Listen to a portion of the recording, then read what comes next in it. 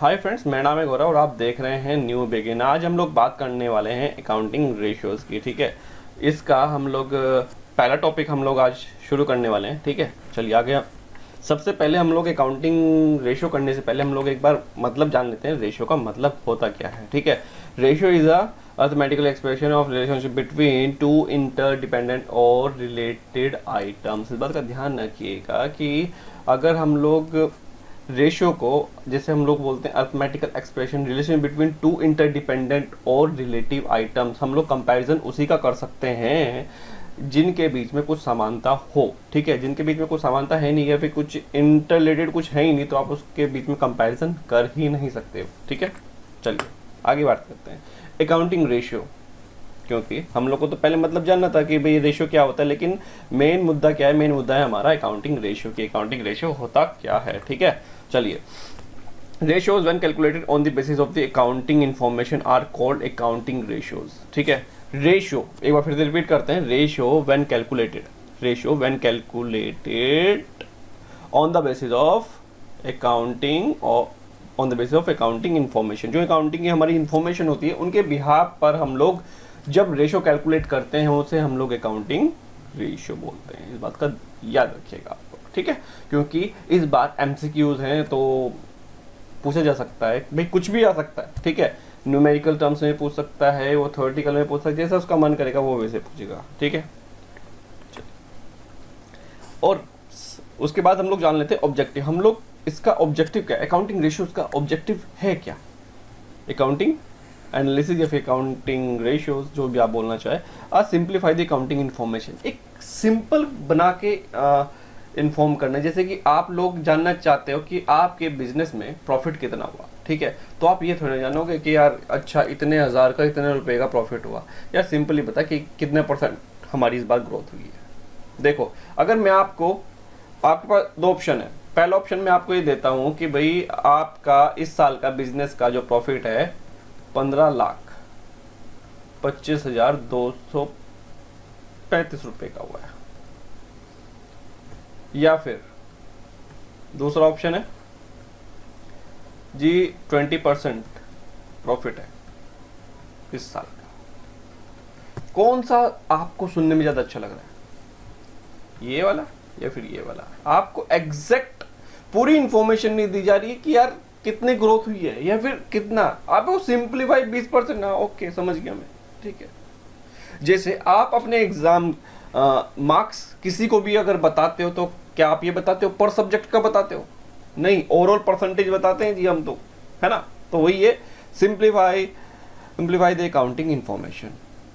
ठीक है, पहला हो गया हमारा। दूसरे की बात कर लेते हैं, the operation efficiency of the business. बिल्कुल, ऑपरेटिंग एफिशिएंसी। आप जान सके कि आपके बिजनेस में और कितनी एफिशिएंसी से आप काम कर रहे हो। पिछले साल कितने थे, अब कितना हो। ठीक है, वही है। ठीक है, थर्ड की बात करें, to help in comparative analysis. बिल्कुल, 11th में कितने मार्क्स थे, 12th में कितने मार्क्स हैं, तो आप इसका भी कंपैरिजन कर सकते हो। यही चीज़ हम लोग अकाउंटिंग में करते हैं कि 2 साल को या फिर 2 से ज़्यादा को हम लोग कंपैरिजन कर सकते हैं। क्वार्टर को कंपैरिजन कर सकते हैं, जैसे कि पहले क्वार्टर में कितने हमारा प्रॉफिट था या फिर कितनी सेल्स थी, कितना टर्नओवर रहा, कुछ भी हम लोग कंपैरिजन कर सकते हैं। ठीक है, ब्रांच का भी कंपैरिजन किया जा सकता है। बहुत सारी चीज़ें हैं अकाउंटिंग में कंपैरिजन करने के लिए। ठीक है, to analyse the profitability of the business. बिल्कुल, जो मैंने आपको यहाँ बताया वही चीज़ यहाँ पे बोल रहा है कि भाई आप प्रॉफिटेबिलिटी का पता कर सकते हो। ठीक है, कि भाई कितना प्रॉफिट हो रहा है, कितने % कितनी ग्रोथ आ रही है। और अगर इसको मैं सिंप्लीफाई का और मतलब मैं आपको बताऊं कि भाई आप की ग्रोथ क्या है। ठीक है, बहुत सारी चीजें हैं कि भाई सेल कितनी ग्रोथ हुई है, कि भाई अगर आपने वहां पर आपके 2 ब्रांच हैं, 2 ब्रांच में कौन से ज्यादा प्रॉफिट कमा रही है। भाई अच्छा, ये कितना ज्यादा प्रॉफिट कमा रही है, ये जी 20% ज्यादा प्रॉफिट है। इसका सिंप्लीफाई करने के लिए ऑब्जेक्टिव आप इसमें बोल सकते हो। आप और भी ऑब्जेक्टिव के अंदर ऐड ऑन कर सकते हो। चलिए थोड़ा और आगे चलते हैं हम लोग। एडवांटेजेस, फायदे क्या है? Advantages of ratio analysis, useful for forecasting. आप एनालाइज, अभी देखो 11th में आपके 90% मार्क्स थे। ठीक है, सपोज आपके 90% मार्क्स थे, तो आप क्या एनालाइज कर सकते हैं, फिर आपके पेरेंट्स या आपके टीचर्स क्या एनालाइज कर सकते हैं, हाँ 12th में अगर इसने थोड़ी और मेहनत करी तो 95 के ऊपर जा सकता है आराम से, या फिर जा सकती है, अधिकतर जा सकती होती है, लेकिन ऐसा कुछ नहीं है कि भाई हर कोई ला सकता है, मेहनत करो तो अब भी बहुत टाइम है, ठीक है। Useful tools for analysis of financial statement, बिल्कुल भाई ये बहुत ही यूजफुल टूल है आपको आपका फाइनेंशियल स्टेटमेंट को एनालाइज करने के लिए, ठीक है। थर्ड की बात कर लेते हैं, useful in locating weak areas, ठीक है। आप इस्तेमाल कर सकते हो जहां पर आपको लग रहा है ये वीक एरिया है। सपोज अगर मैं बात करूं इंग्लिश, आपके सब्जेक्ट की मैं बात कर लेता हूं क्योंकि सारा कॉन्सेप्ट बेस है। एक आपका जो अकाउंटिंग जो रेशियो है सारा का सारा कॉन्सेप्ट बेस है। अकाउंट्स, इको, बीएसटी, मैथ्स और सब्जेक्ट में रख रहा हूँ, इसमें आपके 90 आ रहे हैं, इसमें आपके 94 मार्क्स हैं, इको में आपके 92 हैं, बीएसटी में आपके 93 हैं और आपके इसमें कितने 63, ठीक है। तो ये वाला आपका एरिया थोड़ा वीक है, इसमें आपको थोड़ी सी मेहनत करनी पड़ेगी। सब में जितनी मेहनत कर रहे हैं ओके बहुत बढ़िया, लेकिन इसमें और थोड़ी सी आपको मेहनत की ज़रूरत है, ठीक है। तो इससे पता लग जाता है, आप यहाँ पे अप्लाई कर सकते हो उसको अकाउंटिंग रेशियोज को कि भाई, या फिर रेशियो एनालिसिस को आप पता कर सकते हो कि आपका किस एरिया में आपकी वीकनेस है। मतलब आई मीन टू से आपके बिजनेस के कोई भी चीज़ को जो आपको कम लग रही हो, हाँ यार ये चीज़ में इशू है, ठीक है। एनालाइज किया जाता है कोई भी बिजनेस के लिए शुरुआत करने से पहले, या फिर चल भी रहा है तो उसको एनालिसिस करते रहते हैं। एनालाइज करोगे तभी आप आगे बढ़ सकते हो, ठीक है। चलिए आगे बढ़ते हैं। टाइप्स ऑफ रेशियोज के बारे में हम लोग बात कर लेते हैं, ये बहुत ही इंपॉर्टेंट है, इसको आप याद रखिएगा। सबसे पहला आता है लिक्विडिटी रेशियोज, ठीक है। दूसरा है आपका सोल्वेंसी रेशियो, थर्ड है आपका एक्टिविटी और टर्नओवर रेशियो, ठीक है। फोर्थ की हम लोग बात कर लेते हैं प्रॉफिटेबिलिटी रेशियो, ठीक है। ये आपके 4 रेशियोज हैं आपके सिलेबस में, लेकिन आज हम लोग जो डिस्कस करेंगे इस पूरी वीडियो में सिर्फ और सिर्फ लिक्विडिटी रेशियो का ही हम लोग जिक्र करेंगे और इसके बारे में जानेंगे लिक्विडिटी रेशियो क्या होता है और इसके अंदर कौन कौन से रेशियोज आपको कैलकुलेट करने के लिए मिलते हैं और उसके क्वेश्चन भी हम लोग करने की कोशिश करेंगे। अगर वीडियो ज़्यादा लंबी बनी तो मैं दूसरी वीडियो में शिफ्ट भी कर सकता हूँ इसको, ठीक है। चलिए आगे बढ़ते हैं। टाइप्स ऑफ रेशियो, ये हाँ टाइप्स ऑफ रेशियोज में मैंने सबसे पहले आपको बताया था लिक्विडिटी रेशियो, और लिक्विडिटी रेशियो में हम अब जान लेते हैं। It meets it's commitments, business needs and liquidity funds, the ability of business to pay the amount due to stakeholders as and when it is due is known as liquidity, and the ratios calculate the measure it are known as liquidity ratio. These essential short term nature, इस बात का याद रखिएगा आप लोग, short term nature. लेकिन यार इतना पढ़ने का इस वीडियो में अगर मैं आपको शॉर्ट में बताऊँ ना, शॉर्ट में बिल्कुल क्रक्स, ठीक है, वो बता देता हूँ। लिक्विड रेशियो वो रेशियो है जो कि हमें बताता है कि हम अपने शॉर्ट टर्म ऑब्लिगेशन या फिर हमारे शॉर्ट टर्म जो ड्यूज हैं उनको क्लियर करने के लिए हमें कितना समय लगेगा, या फिर हमारे पास कितनी रेशियोज हैं उसके, आई मीन सोर्सेस, हमारे पास कितनी करंट असेट्स हैं उसके मुकाबले।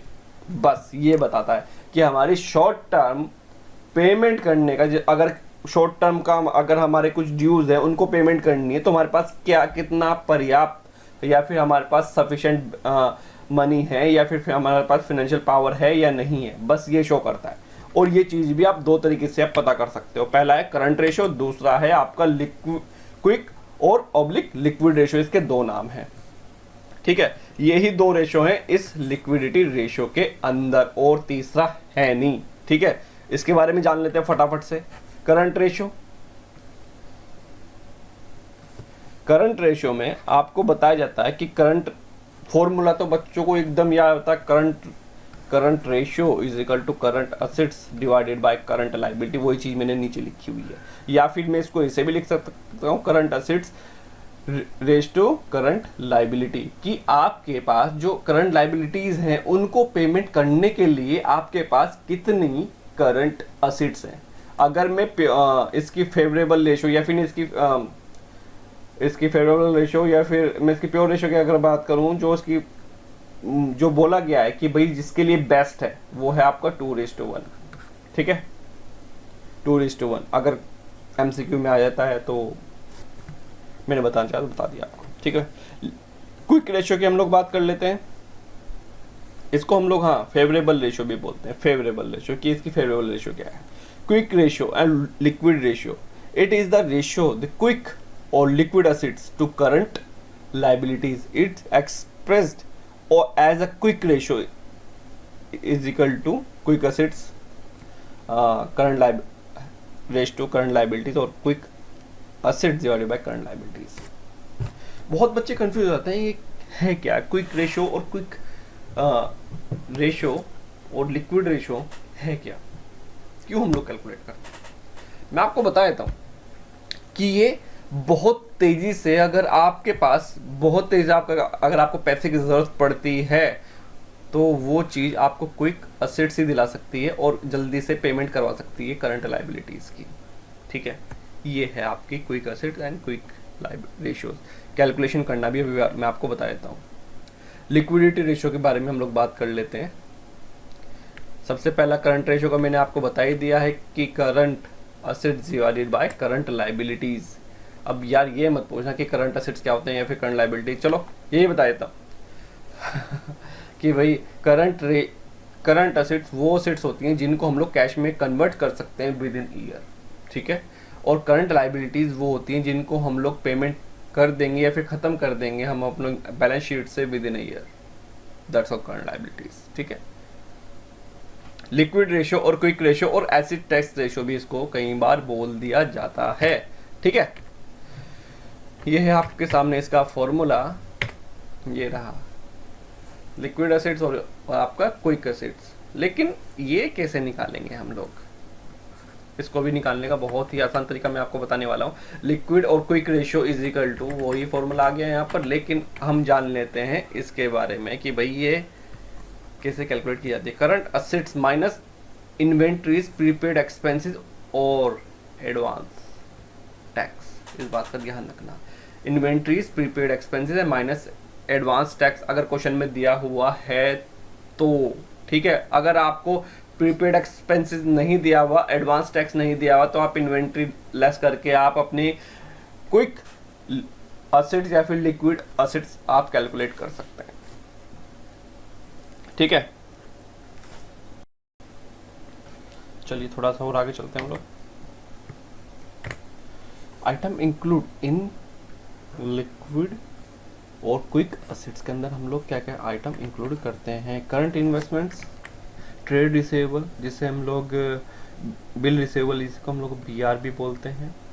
ठीक है, debtors less provision for doubtful debts, इस चीज़ का याद रखना वेरी इंपॉर्टेंट है कि अगर आपको प्रोविजन भी दिया हो डेटर्स भी दिए हो तो आप ये याद रखिएगा कि इसके अंदर हम लोगों को इसको लेस करके ही कैलकुलेट करना है। ठीक है, cash and cash equivalent. Fourth है आपका short term loans and advance. बहुत बच्चे कंफ्यूज होते हैं कि short term loan and advance, इसको आप गलती से लगा देते हो करंट लाइबिलिटीज में, बट ये जहां पे एंड के बाद अगर एडवांस अगर इसके अंदर हो रहा है तो ये करंट असेट्स होएगा। ठीक है, इस बात का याद रखिएगा आप लोग। इसको मैं हटा देता हूँ वरना दिक्कत हो कभी बच्चों को। ये लीजिए, other current assets except prepaid expenses. ठीक है, ये तो मैंने आपको पीछे बता ही दिया था कि भाई इसको हम लोग लेस कर देते हैं। ठीक है, आगे बढ़ रहे हैं। Item include in current liabilities, short term borrowing. ठीक है, ट्रेड पेबल्स, बिल्स पेबल जिसको हम लोग BP भी बोलते हैं। 11th में टॉपिक है बिल ऑफ एक्सचेंज, उसके अंदर आप लोगों ने बिल्स पेबल और बिल्स रिसीवेबल के बारे में, दोनों के बारे में पढ़ा था। And sundry creditors. ठीक है, थर्ड की बात करते हैं, other short term liabilities and other short term provisions. ठीक है, इसको हम लोग इंक्लूड करेंगे। ये था आपका क्विक एसेट्स का और ये है आपका करंट लाइबिलिटीज का। ठीक है, एक क्वेश्चन है छोटा सा, उसको पढ़ लेते फटाफट सॉल्व करेंगे और फिर हम लोग आगे बढ़ेंगे। Calculate liquidity ratio from the following information. आपके पास ये क्वेश्चन है। ठीक है, वीडियो को यहीं पे पॉज करके आप इसको कैलकुलेट करने की कोशिश करना और टाइम रखना 5 मिनट्स। अगर आप बिल्कुल शुरुआत से ही कर रहे हैं तो 10 मिनट्स रखिएगा, अगर आप रिवीजन कर रहे हैं तो आप रखिएगा 5 मिनट्स, ठीक है। और तीसरी बार अगर कर रहे हो तो इसको 2 मिनट्स, और फिर अगर इससे भी ज़्यादा कर लिया तो भाई इसको 1 मिनट में लेकर आओ। साफ बोल रहा हूँ, 10 मिनट से सीधा इसको 1 मिनट में कन्वर्ट करना है, इतनी प्रैक्टिस कर लो, ठीक है। इस क्वेश्चंस की नहीं, सारे रेशियोज की प्रैक्टिस मांगता है। अकाउंट्स हो, आपका मैथ्स हो, अगर प्रैक्टिस है आपको तो आप क्वेश्चन कर सकते हो, अगर प्रैक्टिस नहीं है तो भूल जाओ भाई, ठीक है। चलिए हम लोग आगे बढ़ते हैं। इसके अंदर लिक्विड रेशियो के बारे में पूछा। लिक्विड रेशियो मैंने आपको बताया था करंट रेशियो है और आपका क्विक रेशियो है, ठीक है। करंट रेशियो आप कैलकुलेट करने के लिए आपको current liabilities, current assets, inventory, advance tax and prepaid expenses आपको दिए हुए। Current ratio sorry, current ratio का फॉर्मूला क्या था?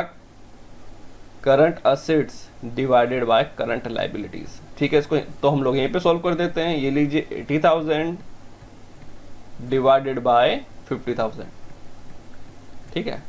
और हम लोग आगे बढ़ते हैं। ये यहाँ से 4 से 4 टाइम, ये 8 डिवाइडेड बाय 5 और ये हमारा आ जाएगा 1.6:1, ठीक है। ये आपका करंट रेशियो, ठीक है, ये हमने निकाल लिया। अब हम बात करते हैं क्विक रेशियो की, हम लोग बात कर लेते हैं। क्विक रेशियो मैंने आपको बताया था करंट असेट्स माइनस आपका था इन्वेंट्रीज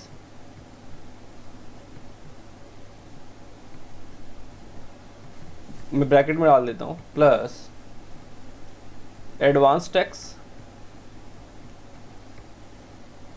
प्लस प्रीपेड एक्सपेंसेस। अगर आप इसको ब्रैकेट नहीं डालते तो यहाँ पे सबको माइनस कर दीजिएगा। तो करंट एसेट्स कितनी है आपके पास? 80,000 माइनस इन्वेंट्रीज कितनी है? 20,000। आपके पास advance tax 5,000 and prepaid expenses हैं आपके पास 5,000 रुपीज़ के। अगर हम लोग इसको कैलकुलेट करते हैं 80,000 माइनस इन सबको ऐड करेगा, कितना आ गया हमारे पास? 30,000। सो क्विक सॉरी, ये क्विक रेशियो नहीं, क्विक असेट्स है। मैंने क्विक असेट्स ये लीजिए आपका आ गया 50,000। यहाँ पे तो हम लोग थोड़ा सा इसको हम लोग यहाँ से कैलकुलेट कर देते हैं, ठीक है। और हमारे पास क्विक रेशियो का फॉर्मूला क्या था? Quick assets divided by current liabilities. आपके पास क्विक असेट्स भी आ गया है। क्विक असेट्स कितना है हमारे पास? 50,000 एंड आपके पास करंट लायबिलिटीज क्या दिया हुआ है आपको? 50,000। So quick ratio is equal to 1:1। Simple question था, ये आपके सामने सॉल्व हो गया, ठीक है। स्क्रीनशॉट आप अपना वीडियो पोस्ट करके आप ले सकते हैं, लेकिन मैं बोलूँगा मेरे करवाने से पहले आप एक बार खुद जरूर ट्राई कीजिए। जो मैंने आपको फॉर्मूले लिखवाए हैं उसके अकॉर्डिंग आप एक बार ट्राई कीजिए, बिल्कुल आराम से हंस के निकलेगा। चलिए, ये थोड़ा सा क्वेश्चन ट्रिकी है और आने के चांसेस बहुत ज़्यादा है, ठीक है। क्वेश्चन ये है आपके पास। अगर आपको इस क्वेश्चन का अगर आपको आंसर चाहिए, अगर आप सॉल्यूशन समझना चाहते हैं तो आप मुझे कमेंट करके बता दीजिए। मैं इसको सॉल्व करके मैं आपको एक वीडियो अलग से मैं पोस्ट कर दूंगा और साथ में आई बटन में दिखा दूंगा अगर आप चाहते हैं तो। अगर किसी बच्चे का कमेंट आता है तो मैं इसको सॉल्व ज़रूर करके दिखाऊंगा, ठीक है। लेकिन एक बार इसको आप अपनी तरफ से भी आप करने की कोशिश कर सकते हैं, क्योंकि आप लोगों की बुक में इस तरह क्वेश्चन, बहुत सारे क्वेश्चन हैं और मुझे चांस लगता है, मतलब कि भाई 100% लगता है कि इस तरह के क्वेश्चन एमसीक्यू में, एमसीक्यू बोल लो या फिर ऑब्जेक्टिव बोल लो, इसके अंदर आने की चांसेस हैं, ठीक है। इस बात का याद रखिएगा आप लोग। तो आज के लिए इतना ही, मिलते हैं हम लोग अगली वीडियो में। Thank you so much for watching.